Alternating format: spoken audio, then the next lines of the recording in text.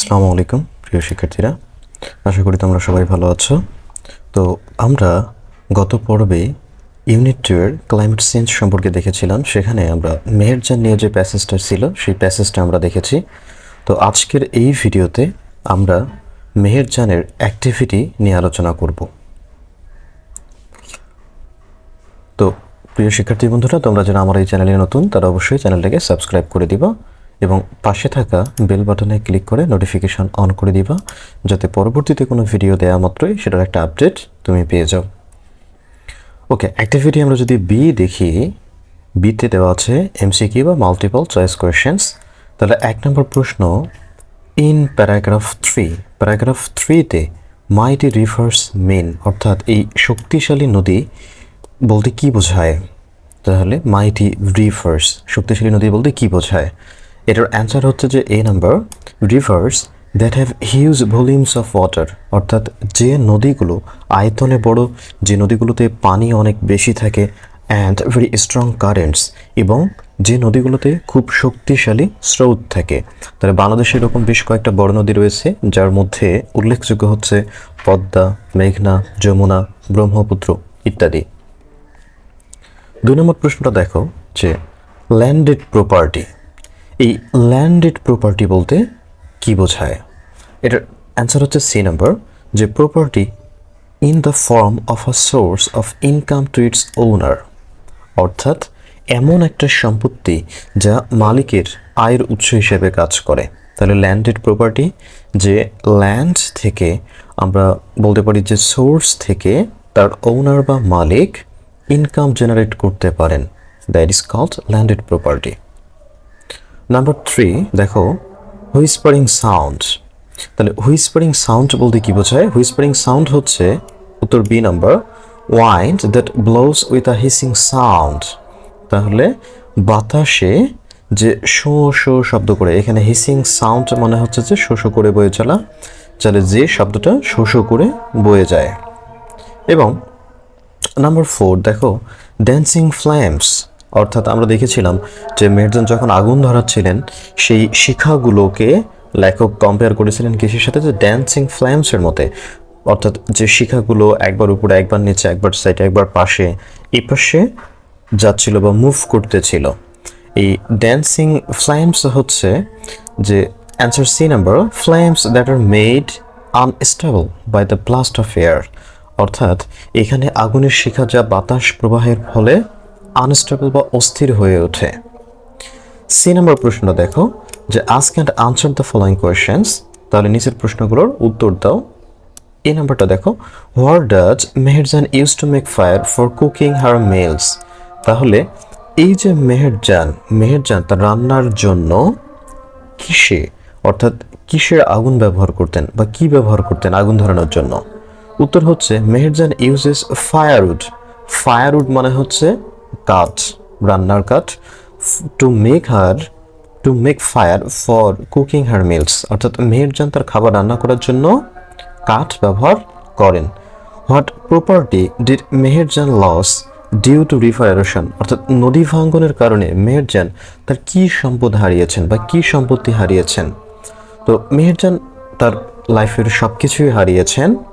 Meherjaan lost her house, trees, vegetable garden, bamboo bush and arable land due to river erosion, অর্থাৎ নদী ভাঙ্গনের কারণে মেহেরজান তার বাড়ি, তার গাছপালা, তার সবজির বাগান, তার বাঁশঝাড় এবং চাষের জমি বা আবাদি জমি হারিয়েছেন। তাহলে what do you know about Meherjan's family, মেহেরজানের পরিবার সম্পর্কে তুমি কি জানো? Meherjan had a happy family once, মেহেরজানের একটা সুখী পরিবার ছিল এক সময়। বাট ওভার দ্য ইয়ার্স, কিন্তু কয়েক বছর পরে বা বছরের পর বছর ধরে, she lost her husband and other family members to disease caused by hunger and poverty, now she lives alone. তাহলে মেহেরজানের একসময় একটা সুখী পরিবার ছিল, কিন্তু বছর বছর ধরে চলতে থাকা এই প্রচুর পরিমাণে দুর্ভিক্ষ এবং দারিদ্র্যের কারণে, অর্থাৎ দুর্ভিক্ষ এবং চরম দারিদ্র্যের কারণে তার 3টা স্বামী এবং তার অন্যান্য সদস্যদেরকে হারিয়ে ফেলেন। হারানোর কারণ হচ্ছে তারা বিভিন্ন ধরনের রোগে আক্রান্ত হন, যার ফলে বিনা চিকিৎসায় বা চিকিৎসার অভাবে তারা মারা যান। And now she lives alone, এবং তিনি এখন সম্পূর্ণ একা বাস করেন। In which season is river erosion mostly two অকার, অর্থাৎ কোন সময়ে বা কোন ঋতুতে নদী ভাঙ্গনের ঘটনা বেশি ঘটে। এটা হচ্ছে river erosion is most likely to ochre during the monsoon season, অর্থাৎ বর্ষাকালে নদী ভাঙ্গন সবচেয়ে বেশি হয়ে থাকে বর্ষাকালে। এই নম্বর প্রশ্ন দেখো, why is the phrase greedy Jamuna, এই যে যমুনা নদীর আগে কেন লোভী কথাটা যুক্ত আছে, এই লোভী যমুনা কেন বলা হয়েছে, is two describe the river, এই নদীকে বর্ণনা করার জন্য কেন যমুনার আগে লোভী শব্দটা ব্যবহার করা হয়েছে। What greed do you notice in the description, এই ডিসক্রিপশন বা উপরের যে প্যাসেজটা ছিল সেই প্যাসেজের মধ্যে এই যমুনা নদীর কোন গ্রিড বা কোন লোভটা তুমি খেয়াল করেছো, এবং কেন যমুনাকে এখানে লোভী নদী বলা হচ্ছে বা লোভী যমুনা বলা হচ্ছে। দ্য ফ্রেজ গ্রিডি, এই যে লোভী শব্দটি বা শব্দাংশটি Jamuna is use to describe the rivers destructive nature, এই ডিস্ট্রাকটিভ মানে হচ্ছে ধ্বংসাত্মক, অর্থাৎ এখানে লোভী যমুনা বলতে যমুনা নদীর এই ডিস্ট্রাকটিভ বা ধ্বংসাত্মক যে প্রকৃতি, এই ধ্বংসাত্মক প্রকৃতি বর্ণনা করতে ব্যবহার করা হয়েছে। অ্যাজ ইট, যেহেতু এটা কন্টিনিউয়াসলি প্রতিনিয়ত consumes land Holmes and people dreams, যেহেতু এই যমুনা নদী প্রতিনিয়ত বা ক্রমাগত মানুষের জমি বাড়িঘর এবং তার স্বপ্নকে গ্রাস করে। The greed lies in its unending erosion, এই যে লোভ, এই লোভটার কোনো সীমা পরিসীমা নেই, অর্থাৎ নদী ভাঙ্গন চলতেইছে বা ক্রমাগত নদী ভাঙতেছে, বা আরও সহজ করে বলা গেলে যে তার এই লোভ, তার অবিরাম নদী ভাঙ্গন, এই এরোশন অফ ল্যান্ড জমি ভাঙ্গন অ্যান্ড ডিভাস্টেশন অফ লাইভস, এবং এই ডিভাস্টেশন মানে হচ্ছে ধ্বংস এবং জীবন ধ্বংস করে দিচ্ছে। তার এই লোভের যদি আমরা কিছু নমুনা দেখি, সেখানে দেখি যে এখনও প্রতিনিয়ত সে হচ্ছে জমি গ্রাস করতেছে, মানুষের জীবন ধ্বংস করতেছে, living people homeless and helpless, এবং মানুষকে কি করছে, মানুষকে ঘরবাড়ি ছাড়া গৃহহীন এবং হতাশ আশাহীন করে তুলছে। তো এবারে আমরা ডি নাম্বার অ্যাক্টিভিটি যদি দেখি,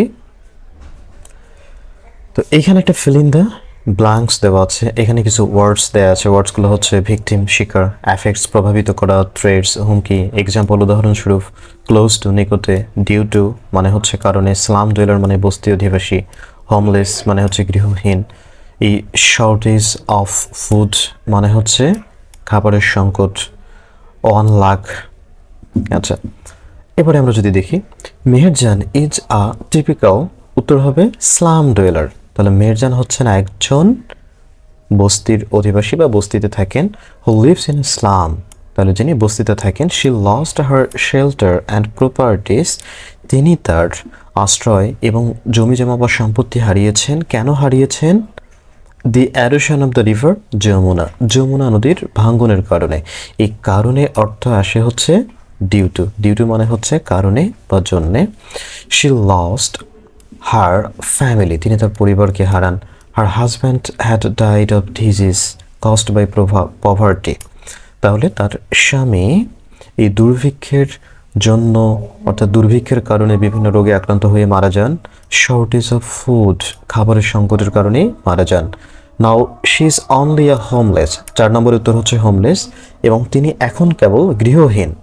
লাইক মেহেরজান, মেহেরজানের মতো there are many people who have become the victims, এই যে ভিকটিমস, মেহেরজানের মতো আরও অনেক মানুষ রয়েছে যারা এখানে ভিকটিম মানে শিকার হওয়া, মেহেরজানের মতো শিকার হয়েছেন অফ রিভার এরোশন, নদী ভাঙ্গনের শিকার হয়েছেন। রিভার এরোশন ইজ স্টিল পজিং, এই নদী ভাঙ্গন এখনও পজিং থ্রেটস, এই যে পজিং থ্রেটস মানে হুমকি হয়ে দাঁড়াচ্ছে to the lives and properties of the thousands of people, তাহলে হাজার মানুষের জীবন এবং সম্পত্তির হুমকির সম্মুখীন হয়ে দাঁড়িয়েছে। 6 নম্বরের উত্তর হচ্ছে থ্রেটস।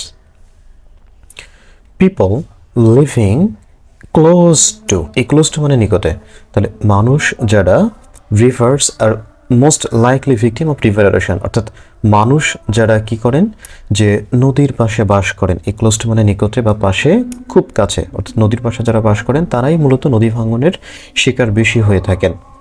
ইস ইয়ার, প্রতি বছরে অ্যাবাউট 1 লাখের মতো মানুষ become homeless due to river erosion in Bangladesh.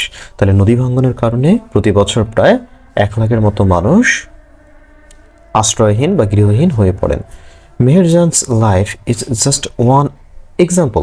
9 নম্বর উত্তর হচ্ছে যে এক্সাম্পল, অর্থাৎ মেহেরজানের জীবনটা হচ্ছে কেবল একটা উদাহরণ অফ হাউ ক্লাইমেট চেঞ্জ, কীভাবে ক্লাইমেট চেঞ্জ বা জলবায়ু পরিবর্তন অ্যাফেক্টস, প্রভাবিত করে the lives of thousands of people, হাজার হাজার মানুষের জীবনকে কীভাবে প্রভাবিত করে জলবায়ু পরিবর্তন, সেটার একটা নমুনা বা উদাহরণ হচ্ছে মেহেরজানের জীবন। তো প্রিয় শিক্ষার্থী বন্ধুরা, আজকে এই পর্যন্তই। আশা করি তোমাদের সামনে নেক্সটে আরেকটা ভিডিও নিয়ে আমরা হাজির হব। ততক্ষণ পর্যন্ত তোমরা ভালো থাকো, সুস্থ থাকো, এবং অবশ্যই ভিডিও দেখা শেষ করে তোমরা আমার এই চ্যানেলটাকে সাবস্ক্রাইব করে দিবা, লাইক করবা, আর কোথাও যদি বুঝতে কোনো অসুবিধা হয় তাহলে অবশ্যই কমেন্ট সেকশনে জানিয়ে দিবা। Thank you.